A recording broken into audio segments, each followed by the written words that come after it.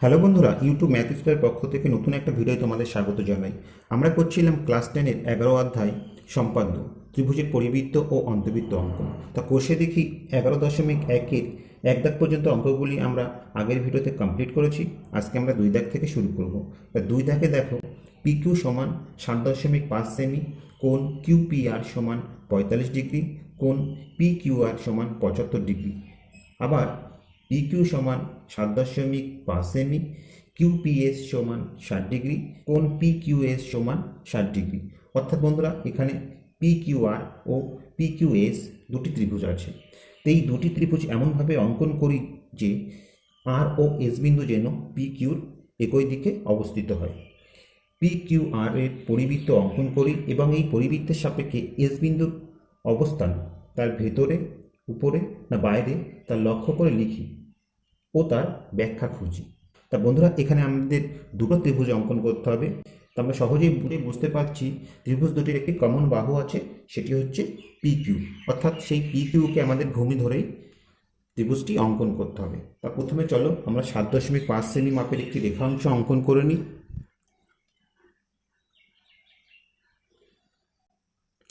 ঠিক আছে, এই যে রেখাংশটি আমরা অঙ্কন করলাম, এটি হচ্ছে পি কিউ রেখাংশ। এর মাপ কত? এটা হচ্ছে 7.5 সেমি। কেমন? তো চলো বন্ধুরা, এবার আমরা ত্রিভুজটা অঙ্কন করি। তার জন্য আমরা কি করব? আমরা প্রথমে একটি রশ্মি অঙ্কন করব।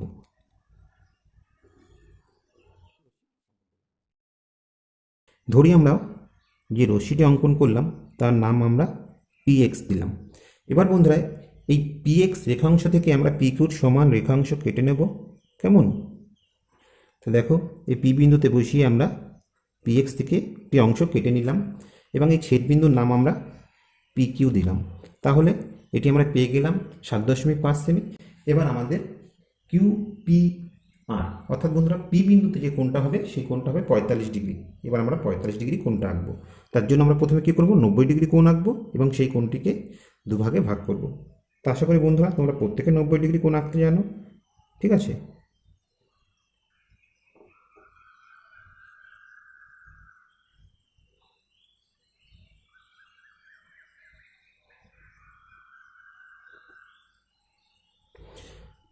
এবার কি করব বন্ধুরা? এই পি বিন্দু আর এই ছেদ বিন্দু আমরা যুক্ত করব। তা যেহেতু বন্ধুরা আমাদের 90 ডিগ্রি কোণ লাগবে না, আমাদের লাগবে কত? 45 ডিগ্রি কোণ। তার জন্য আমরা কি করব? এখানে শুধু 90 ডিগ্রি কোণ যেই জায়গাটায়, সেই জায়গাটা শুধু একটু মার্ক করে দেবো। কেমন? এবার আমরা এই 90 ডিগ্রি কোণটিকে সমান দুভাগে ভাগ করব। ঠিক আছে, তা দেখো, তার জন্য আমরা কি করব?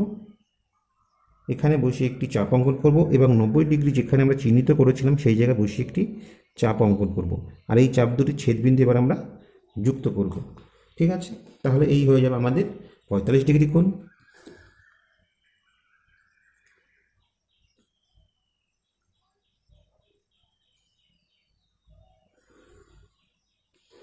তাহলে দেখো বন্ধুরা, এই যে কোণটা আমরা পেলাম, এই কোণটা কত? 45 ডিগ্রি। পি কিউ আর অর্থাৎ কিউ বিন্দুতে যে কোণটা আছে সেটা হচ্ছে 75 ডিগ্রি। এবার আমরা 75 ডিগ্রি কোণটা অঙ্কন করব। তো দেখো বন্ধুরা, প্রথমে কিউ বিন্দুতে আমরা যে কোনো একটি ব্যাসার্ধ নিয়ে আমরা একটি চাপ অঙ্কন করলাম। কেমন? তো চাপটি পি কিউ বিন্দুতে যেখানে ছেদ করেছে সেখানে বাম পাশের কাটা বসিয়ে আমরা আরেকটি চাপ অঙ্কন করলাম। এই চাপটি প্রথম চাপকে যেখানে ছেদ করেছে এই কোণটা বন্ধুরা 60 ডিগ্রি, এটা আমরা প্রত্যেকেই জানি। এবার এখানে কম্পাসটা বসিয়ে আবার আমরা একটি চাপ অঙ্কন করলাম। এই চাপটা প্রথম চাপকে এই বিন্দুতে ছেদ করেছে। তাহলে দেখো বন্ধুরা, প্রথম ছেদ বিন্দু আর দ্বিতীয় ছেদ বিন্দু এর মধ্যে কোণের পরিমাণ কত? এর মধ্যে কোণের পরিমাণ হচ্ছে 60 ডিগ্রি। তো এই 60 ডিগ্রি কোণকে আমরা সমান দুভাগে ভাগ করব। করলে কি হবে? করলে আমরা 30 ডিগ্রি কোণ পাবো, তাই তো? কিউ বিন্দু এবং এই ছেদ বিন্দু পেয়েছি, এটি যুক্ত করলে আমরা এই সোজাসুজি 90 ডিগ্রি পাবো। তাহলে দেখো বন্ধুরা, এটা ছিল 60 ডিগ্রি, তাকে দুভাগে ভাগ করে আমরা এটা 30 ডিগ্রি পেয়েছি। এবার এই 30 ডিগ্রিকে এবার আমরা আবার দুভাগে ভাগ করব। তাহলে এদিকে 60 আর এদিকে 30কে ভাগ করে 15, অর্থাৎ 60 আর 15 আমরা 75 ডিগ্রি পেয়ে যাব। কেমন?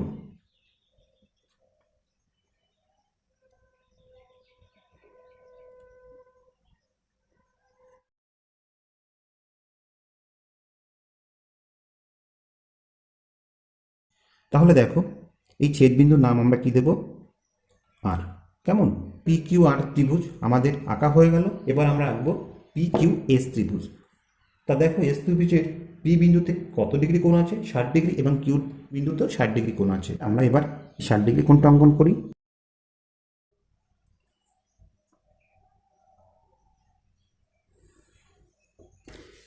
ঠিক একইভাবে দেখো বন্ধুরা, এই কিউ বিন্দুতে আমাদের 60 ডিগ্রি কোণ অঙ্কন করতে হবে। তা বন্ধুরা এটা হচ্ছে 60 ডিগ্রি। আমরা কি করব? এই কিউ বিন্দুর সাথে এটা যুক্ত করে দেবো। কেমন?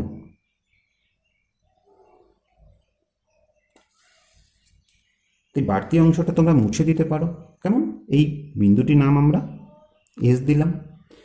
তাহলে দেখো আমাদের দুটো ত্রিভুজ অঙ্কন হয়ে গেছে।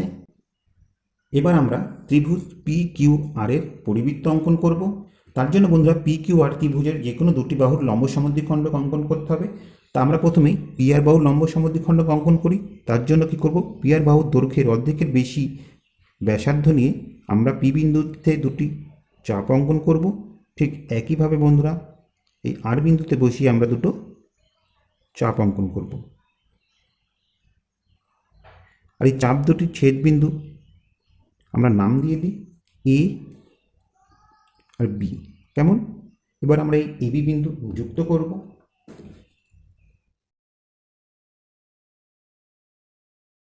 এবার আমরা পি কিউ বাহুর লম্ব সমদ্বিখণ্ডক অঙ্কন করব। তার জন্য পি কিউ বাহুর অর্ধেকের বেশি ব্যাসার্ধ নিয়ে আমরা দুটি চাপ অঙ্কন করব। কেমন? এবং কিউ বিন্দুতে বসেও ঠিক আমরা দুটো চাপ অঙ্কন করব।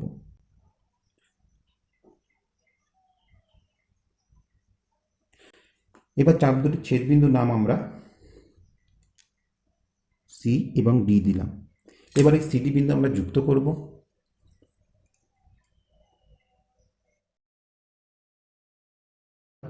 লম্ব সমদ্বিখণ্ডক যে বিন্দুতে ছেদ করেছে সেই বিন্দুটির নাম আমরা ও দিলাম। কেমন? তাহলে বন্ধুরা এই ও হয়ে যাবে আমাদের পরিবৃত্তের কেন্দ্র। এবার আমাদের পরিবৃত্তের ব্যাসার্ধ বের করার জন্য পি কিউ আর ত্রিভুজের যে কোনো একটি শীর্ষ বিন্দুর সঙ্গে আমরা এই ও বিন্দুটা যুক্ত করব। তো দেখো আমরা যদি পি বিন্দুর সঙ্গে ও বিন্দু যুক্ত করি তাহলে এই ওপি হয়ে যাবে আমাদের ব্যাসার্ধ। এবার ওপি সমান ব্যাসার্ধ নিয়ে আমরা পরিবৃত্তটি অঙ্কন করব। ঠিক আছে? তো দেখো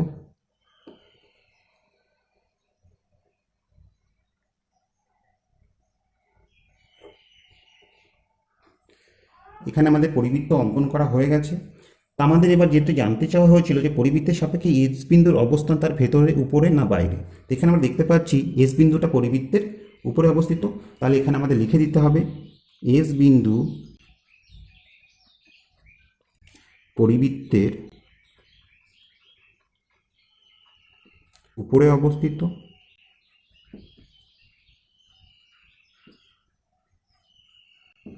কেমন?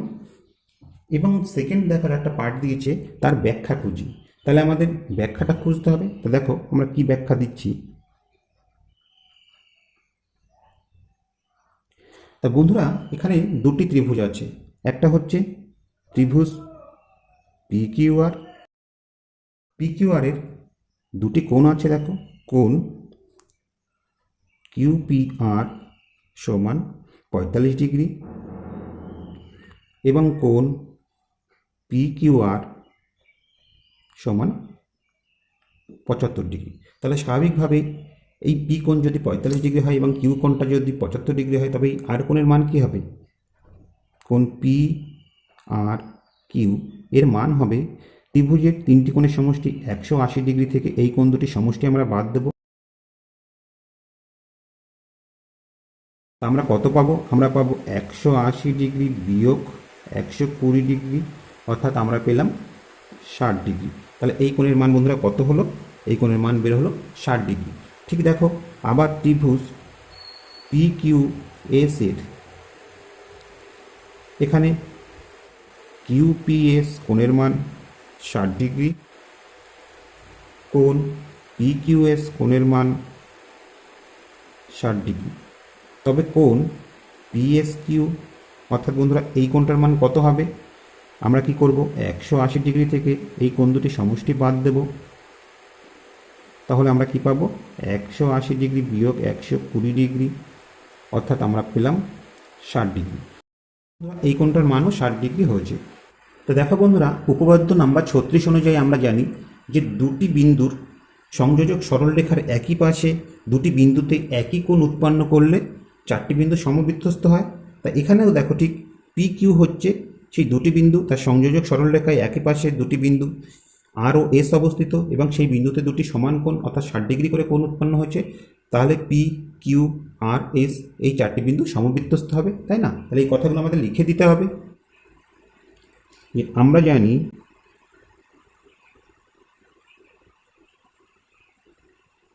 তাহলে বন্ধুরা এই কথাগুলো আমরা লিখে নিয়েছি। তাহলে এখান থেকে আমরা কি বলতে পারি, অর্থাৎ পি কিউ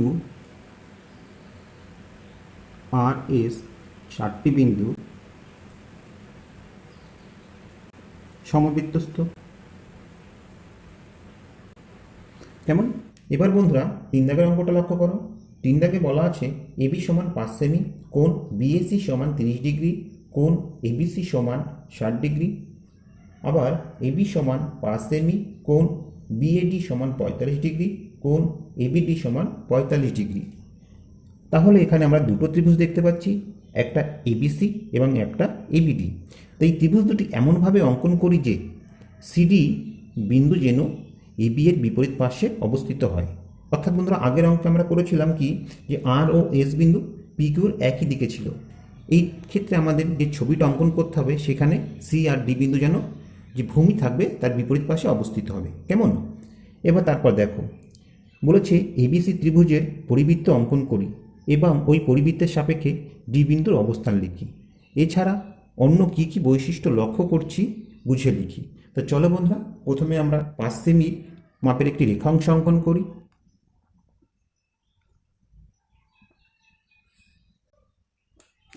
তাহলে এই রেখাংশ দৈর্ঘ্য কত বন্ধুরা? 5 সেমি। ঠিক আছে, এবার আমরা ছবিটা অঙ্কন করব। তার জন্য আমরা প্রথমে একটি রশ্মি অঙ্কন করি। তা এর নাম দেব আমরা এ এক্স। এবার এই এ এক্স রশ্মি থেকে আমরা 5 সেমি সমান মাপ নিয়ে কেটে নেব।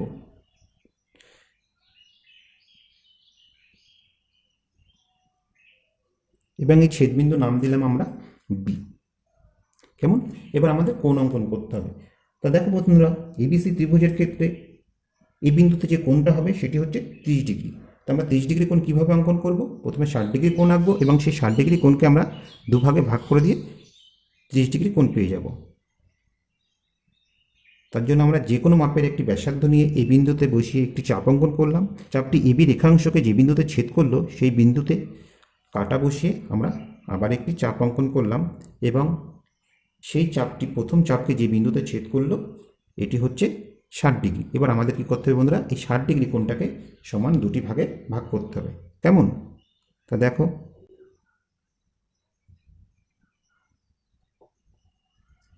তাহলে এই হয়ে গেল আমাদের 30 ডিগ্রি কোণ।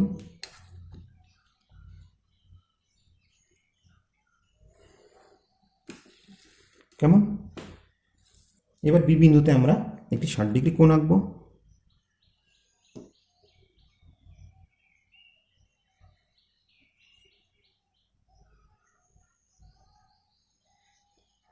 এবার বি ও এই ছেদবিন্দু যুক্ত করলেই আমরা 60 ডিগ্রি কোণটা পেয়ে যাব।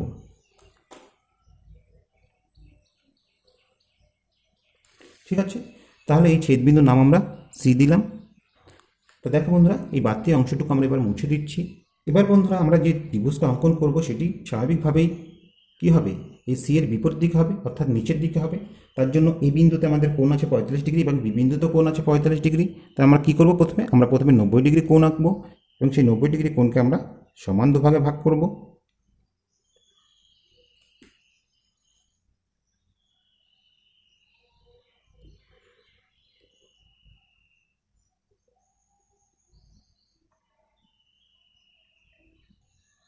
বন্ধুরা এবার আমরা 90 ডিগ্রিটা মার্ক করে নেব। আমাদের তো 90 ডিগ্রি দরকার নেই, আমাদের দরকার হচ্ছে 45 ডিগ্রি। তা এই পজিশানে হচ্ছে আমাদের 90 ডিগ্রি পাবো। এবার এই 90 ডিগ্রিকে আমরা সমান দুভাগে ভাগ করব। তার জন্য দেখো এখানে বসিয়ে আমরা একটি চাপ অঙ্কন করব। ঠিক একইভাবে এই বিন্দুতে বসিয়ে আমরা একটি চাপ অঙ্কন করব এবং এই ছেদ বিন্দুটা যুক্ত করলেই আমরা 45 ডিগ্রি কোণটা পেয়ে যাব। ঠিক একইভাবে বন্ধুরা বি বিন্দুতে আমরা একটি 45 ডিগ্রি কোণ আঁকবো। প্রথমে আমরা 90 ডিগ্রি কোণটা এঁকে নেব।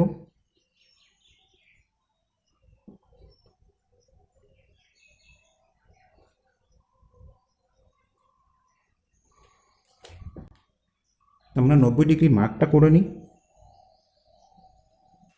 এইখানে আমরা পাবো 90 ডিগ্রি। এবার আমরা 90 ডিগ্রি কোণটিকে সমান দুভাগে ভাগ করব। তো দেখো, তার জন্য এই বিন্দুতে বসিয়ে আমরা একটি চাপ অঙ্কন করব এবং এই বিন্দুতে বসিয়ে আমরা আরেকটি চাপ অঙ্কন করব। এবার বি বিন্দু এবং এই ছেদ বিন্দু যুক্ত করলে আমরা 45 ডিগ্রি কোণ পেয়ে যাব।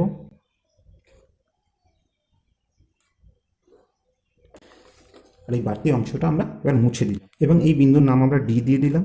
তাহলে বন্ধুরা দেখো, এই হয়ে গেল আমাদের ত্রিভুজ অঙ্কন করা। ঠিক আছে, তা ত্রিভুজের এই কোণ কত ডিগ্রি বন্ধুরা? এই কোণটা হচ্ছে 30 ডিগ্রি, এই কোণটা হচ্ছে 60 ডিগ্রি, আর নিচে দুটো কোণই 45 ডিগ্রি করে। এবার বলেছে যে এবিসি পরিবৃত্ত অঙ্কন করতে। তার জন্য আমরা কি করব? এই এবিসি ত্রিভুজের যে কোনো দুটো বাহুর লম্ব সমদ্বিখণ্ডক অঙ্কন করব। তা আমরা যদি এবি বাহুর লম্ব সমদ্বিখণ্ডক অঙ্কন করি, সেক্ষেত্রে কী করব? এবি বাহুর অর্ধেকের বেশি ব্যাস নিয়ে আমরা দুটি চাপ অঙ্কন করব। ঠিক আছে, এবং ঠিক একইভাবে বি বিন্দুতে বসিয়ে আমরা দুটি চাপ অঙ্কন করব এবং চাপ দুটি ছেদ বিন্দুর নাম যদি আমরা ই আর এফ দিই, তাহলে এই ই এফ এবার আমরা যুক্ত করব। এই ই এফ যুক্ত করলে আমরা এবি লম্ব সমদ্বিখণ্ডক পেয়ে যাব। ঠিক আছে, এবার এসি বাহুর লম্ব সমদ্বিখণ্ডক অঙ্কন করার জন্য অর্ধেকের বেশি চাপ নিয়ে আমরা দুটি বৃত্তচাপ অঙ্কন করব।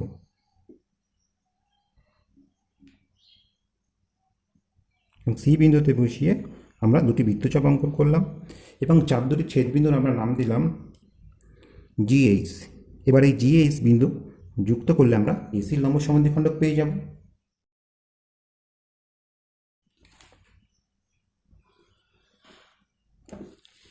অর্থাৎ বন্ধুরা, এই লম্ব সমদ্বিখণ্ডক দুটি যে বিন্দুতে ছেদ করেছে সেই বিন্দুটির নাম আমরা ও দিলাম। এবার পরিবৃত্ত অঙ্কন করার জন্য এই এ বি সি ত্রিভুজের যে কোনো একটি শীর্ষবিন্দুর সঙ্গে ও বিন্দু আমরা যোগ করব এবং সেটি হয়ে যাবে আমাদের পরিবৃত্তের ব্যাসার্ধ। তা দেখো, আমরা যদি ওসি বিন্দু যুক্ত করি তাহলে এই ওসি হয়ে যাবে আমাদের পরিবৃত্তের ব্যাসার্ধ। কেমন? এবার আমরা কি করব বন্ধুরা? এই ওসির সমান মাপ নিয়ে আমরা একটি পরিবৃত্ত অঙ্কন করব। তো আমরা দেখে নেব আগে ঠিক আছে কি না। ঠিক আছে, তাহলে দেখো,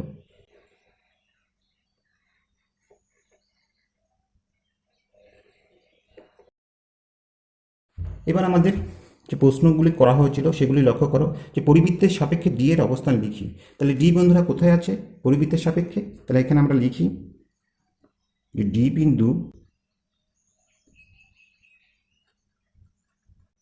পরিবৃত্তের উপরে অবস্থিত।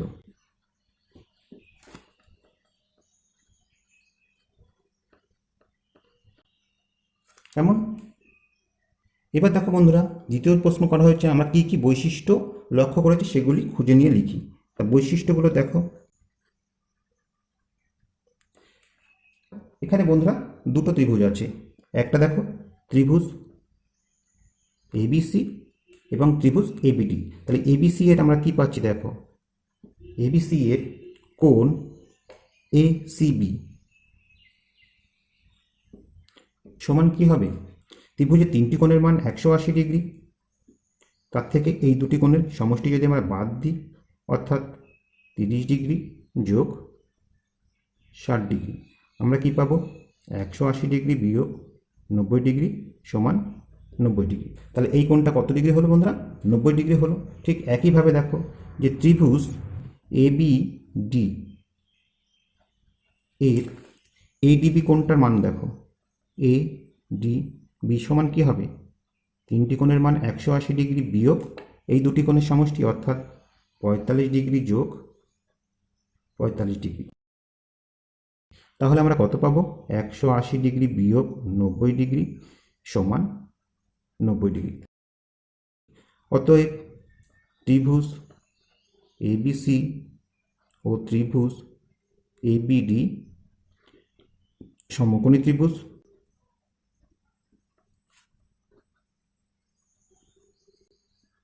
তাই না? তা আমরা জানি সমকোণী ত্রিভুজের পরিকেন্দ্রের অবস্থান কোথায় হয়? অতিভুজের ওপর। এক্ষেত্রে আমরা তাই দেখতে পাচ্ছি। অতএব তাদের পরিবৃত্তের কেন্দ্র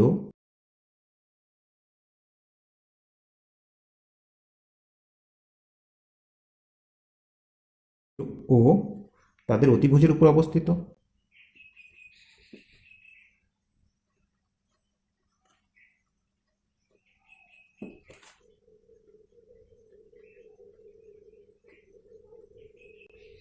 কেমন? এটা গেল বন্ধুরা আমাদের 1 নাম্বার। এটা হচ্ছে আমাদের 1 নাম্বার বৈশিষ্ট্য। এবার বন্ধুরা 2 নাম্বার বৈশিষ্ট্যটা লক্ষ্য করো।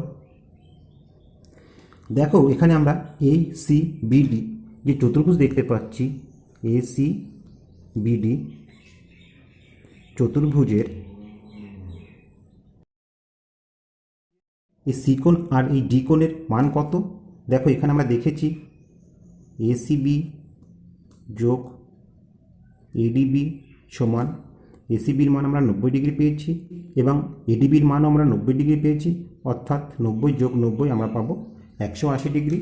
ঠিক তেমনি দেখো বন্ধুরা CAD যোগ কোণ CBD, এই কোণ দুটি সমষ্টি কী হবে? তা দেখো এখানে 30 ডিগ্রি আর 45 ডিগ্রি যোগ করলে আমরা পাবো 75 ডিগ্রি, যোগ এখানে 60 আর 45 যোগ করলে আমরা 105 ডিগ্রি পাবো। তাহলে 105 আর 75 ডিগ্রি যোগ করলে আমরা 180 ডিগ্রি পাবো।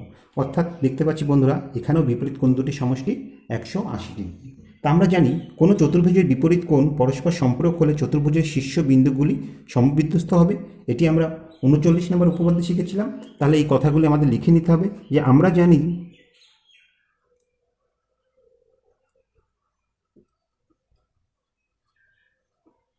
তো দেখো বন্ধুরা এই কথাগুলো আমরা এখানে লিখে নিলাম। তাহলে এখান থেকে আমরা কি বলতে পারি? আমরা বলতে পারি অতএব ACBD বিন্দু চারটি সমবৃত্তস্থ।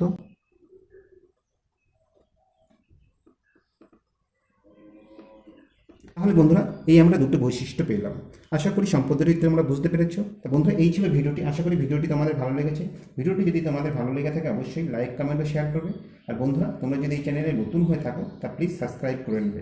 তার পাশাপাশি বেল বাটনটি ক্লিক করবে, কারণ আমরা যখনই কোনো নতুন ভিডিও আপলোড করবো তার নোটিফিকেশনটা তোমরা সঙ্গে সঙ্গে পেয়ে যাবে। আর যারা এর মধ্যে অলরেডি সাবস্ক্রাইব করেছো তাদেরকে অসংখ্য ধন্যবাদ। তো আজ জানাই বন্ধুরা আবার দেখবে পরবর্তী কোনো ভিডিওতে। ততক্ষণ পর্যন্ত ভালো থেকো, সুস্থ থেকো এই কামনায় ভিডিওটি এখানেই শেষ করছি।